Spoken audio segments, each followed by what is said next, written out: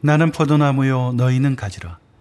그가 내 안에 내가 그 안에 거하면 사람이 열매를 많이 맺나니 나를 떠나서는 너희가 아무것도 할 수 없음이라.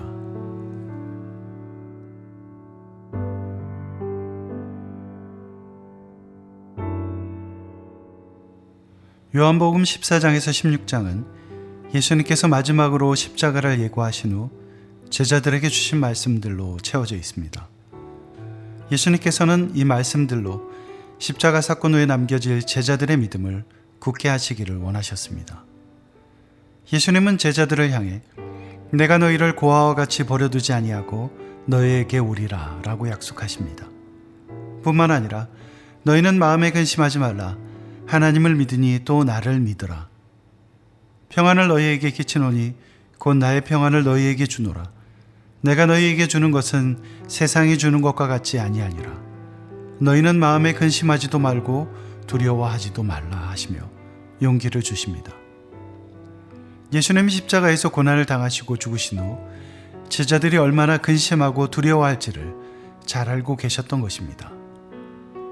사실 제자들은 여전히 예수님의 말씀을 깨닫지 못하고 불안해하고 있었습니다. 도마는 자신들은 예수님이 가시려는 길을 알지 못한다고 불평하고, 빌립은 자신들에게 하나님을 보여달라고 애원합니다. 두려움에 떨며 확신을 구하는 제자들에게 예수님은 내가 아버지 안에 거하고 아버지는 내 안에 계신 것을 믿으라고 말씀하십니다. 또한 제자들에게 분명히 돌아올 것이라고 약속하시며 그날에는 내가 아버지 안에 너희가 내 안에 내가 너희 안에 있는 것을 너희가 알리라 라고 말씀하십니다. 내가 아버지 안에 있어 두려워하지 않는 것처럼 너희들도 내 안에 있으니 두려워하지 말라는 것입니다. 그런데 제자들은 과연 예수님의 이 말씀을 이해했을까요? 하나님이 예수님 안에 계시고 우리가 예수님 안에 있는데 동시에 그분이 우리 안에 계시다는 것입니다. 이 말씀은 그날의 제자들에게 그리고 오늘 우리에게도 너무나 어려운 말씀입니다. 하지만 이 말씀이야말로 예수를 믿는 사람들이 어떻게 생명을 유지해 나가고 열매를 맺는 삶을 살 수 있는지 비결을 담고 있습니다. 그래서 예수님은 포도나무를 비유로 다시 한번 그 진리를 제자들에게 설명해 주시는 것입니다. 오늘 말씀은 어떻게 하면 제자들이 근심과 두려움을 떨치고 굳건한 믿음 안에서 바로 설 수 있는지에 관한 것입니다. 그런데 오늘 말씀에는 거하라 라는 단어가 계속해서 나옵니다. 이 단어는 살다, 머무르다를 의미하는 헬라어 동사 메노를 번역한 것으로 무엇 안에 머물러 있으라 라는 뜻을 품고 있습니다. 쉽게 얘기하면 함께 사는 것을 말하는 것입니다. 그냥 잠시 만났다가 헤어지거나 가끔 함께 있는 것이 아니라 한 몸이 되어 살아가는 것입니다. 이 단어는 예수님과 우리의 관계가 어떠해야 하는지를 잘 드러냅니다. 예수님 안에 거하는 삶은 가끔씩 교회에 나와 예배드리는 것으로는 불가능한 것입니다. 예수님 안에 거하는 삶은 좀 더 근본적인 무언가가 있습니다. 거기에 더해 우리는 이 단어가 명령어로 쓰였다는 사실에 주목해야 합니다. 주님은 우리가 무엇을 하든 어느 곳을 가든 늘 예수님 안에 거하라고 명령하십니다. 어떻게 그럴 수 있을까요? 나는 참 포도나무요 내 아버지는 농부라. 물은 내게 붙어 있어 열매를 맺지 아니하는 가지는 아버지께서 그것을 제거해 버리시고 무릇 열매를 맺는 가지는 더 열매를 맺게 하려 하여 그것을 깨끗하게 하시느니라. 너희는 내가 일러준 말로 이미 깨끗하여졌으니. 요한복음 14장의 말씀들이 대체로 위로하고 용기를 주며 확신을 더해 주시는 말씀이었다면 15장은 경고의 말씀으로 시작합니다. 예수님께 붙어 있으나 열매를 맺지 못하는 가지를 하나님께서 제거해 버리신다는 말씀입니다.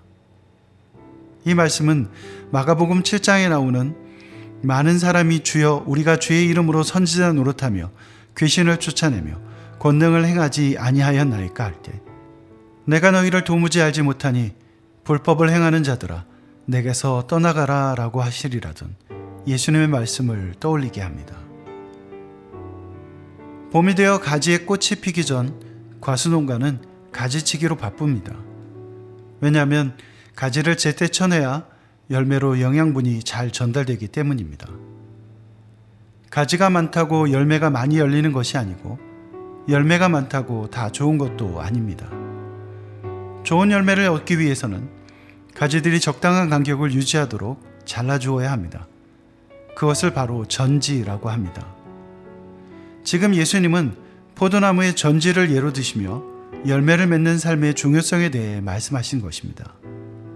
그런데 이 말씀을 자세히 읽어보면 그저 너희들 잘해 안 그러면 잘린다 하고 겁주시는 것이 아니란 것을 알 수 있습니다. 2절과 3절에서 우리가 주목해야 하는 단어는 바로 깨끗하게입니다. 이 단어에는 손질하다라는 뜻이 담겨 있습니다. 결론부터 말하자면 예수님께서 제자들에게 하고 싶은 말씀은 그들이 이미 손질되었고 깨끗하게 되었다는 것입니다. 이 말씀을 통해 우리는 다시 한번 하나님의 놀라운 은혜를 경험합니다. 예수님께서는 제자들을 향해서 이렇게 말씀하십니다. 너희가 나를 택한 것이 아니요 내가 너희를 택하여 세웠나니 이는 너희로 가서 열매를 맺게 하고. 주님이 우리를 택하셨습니다. 택하시기만 한 것이 아닙니다.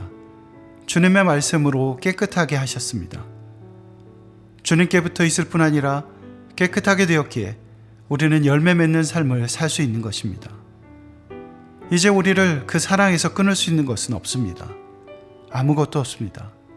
심지어 우리의 죄로도 안 됩니다. 주님이 십자가의 보혈로 우리를 정결케 하셨기 때문입니다. 주님 안에 거하는 우리는 더 이상 가지치기의 대상이 아닙니다. 우리 하나님은 우리를 열매 맺는 가지로 손질하시고 깨끗하게 하십니다. 주님은 우리의 삶에서 열매 맺는 것을 방해하는 잔가지들을 잘라내십니다. 우리가 예수님 안에 거해야 하는 두 번째 이유는 그래야만 우리의 생명이 유지되기 때문입니다. 예수님은 포도나무이시고 우리는 가지입니다. 가지가 나무를 떠나서 살 수 없다는 것은 어린아이도 잘 알고 있는 사실입니다. 나무에서 잘려진 가지는 말라버립니다. 나중에는 모아서 불태워질 뿐입니다. 이것은 너무나 쉬운 비유이지만 그 안에는 놀라운 지혜가 숨겨져 있습니다. 내 안에 거하라 나도 너희 안에 거하리라. 가지가 포도나무에 붙어 있지 아니하면 스스로 열매를 맺을 수 없음 같이 너희도 내 안에 있지 아니하면 그러하리라. 나는 포도나무요 너희는 가지라. 그가 내 안에 내가 그 안에 거하면 사람이 열매를 많이 맺나니 나를 떠나서는 너희가 아무것도 할 수 없습니다. 주님을 떠나서는 아무것도 할 수 없습니다. 이것이 진리입니다. 가지가 포도나무에 붙어 있듯 우리가 예수님께 붙어 있어야 열매를 맺습니다. 나무에 붙어 있는 가지만이 뿌리에서 올라오는 물과 영양분을 공급받을 수 있습니다. 붙어 있는 한 나무와 가지는 생명으로 하나 되는 것입니다. 예수님은 계속해서 7절에 이렇게 말씀하십니다. 너희가 내 안에 거하고 내 말이 너희 안에 거하면. 또한 9절에 나의 사랑 안에 거하라 라고 말씀하십니다. 무엇을 말씀하시는 것입니까? 우리의 생명이 예수님의 말씀, 그분의 사랑에 달려있다는 것입니다. 3절에서 예수님은 제자들이 내가 일러준 말로 깨끗하여졌다고 말씀하십니다. 제자들을 깨끗하게 한 것은 주님의 말씀이었습니다. 우리도 마찬가지입니다. 우리가 매일 매 순간 주님의 말씀을 묵상하고 그 말씀을 따라 살아가려고 노력해야 하는 것은 그 말씀이 우리에게 생명을 주는 것이기 때문입니다. 주님은 말씀으로 우리 안에 거하시며 우리를 살게 합니다. 하지만 우리가 주님의 말씀을 사모하지 않고 읽지 않고 듣지 않는다면 우리의 삶은 열매 맺지 못하는 가지와 같을 것입니다. 살아도 산 것이 아닙니다. 이것은 사랑에 있어서도 마찬가지입니다. 예수님은 제자들에게 내가 너희를 사랑한 것 같이 너희도 서로 사랑하라고 말씀하십니다. 그냥 우리가 하고 싶은 대로 하는 것이 아닙니다. 예수님의 사랑을 본받아 그 길로 따라가는 사랑입니다. 이것은 순종을 전제로 한 사랑입니다.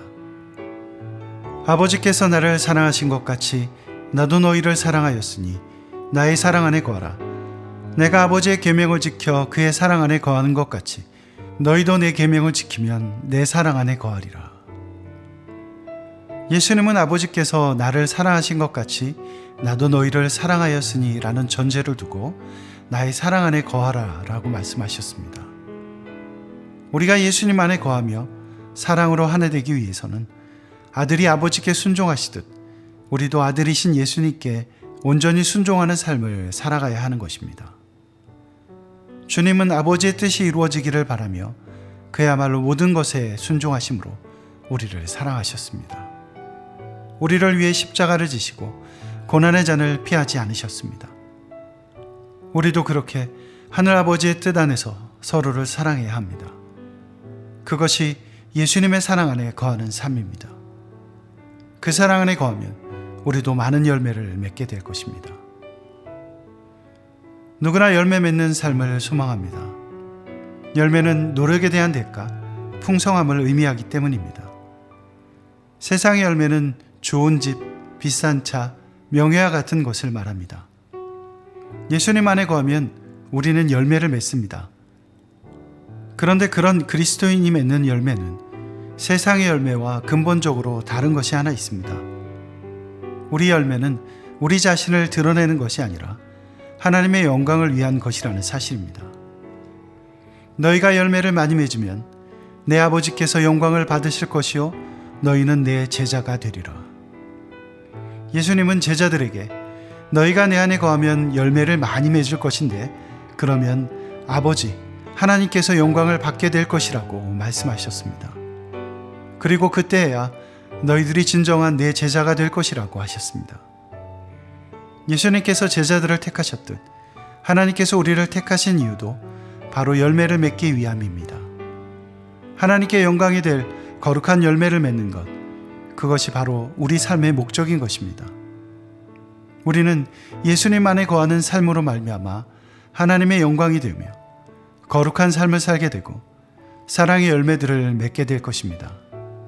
삶으로 하나님을 영화롭게 하는 진정한 예배자가 되는 것입니다.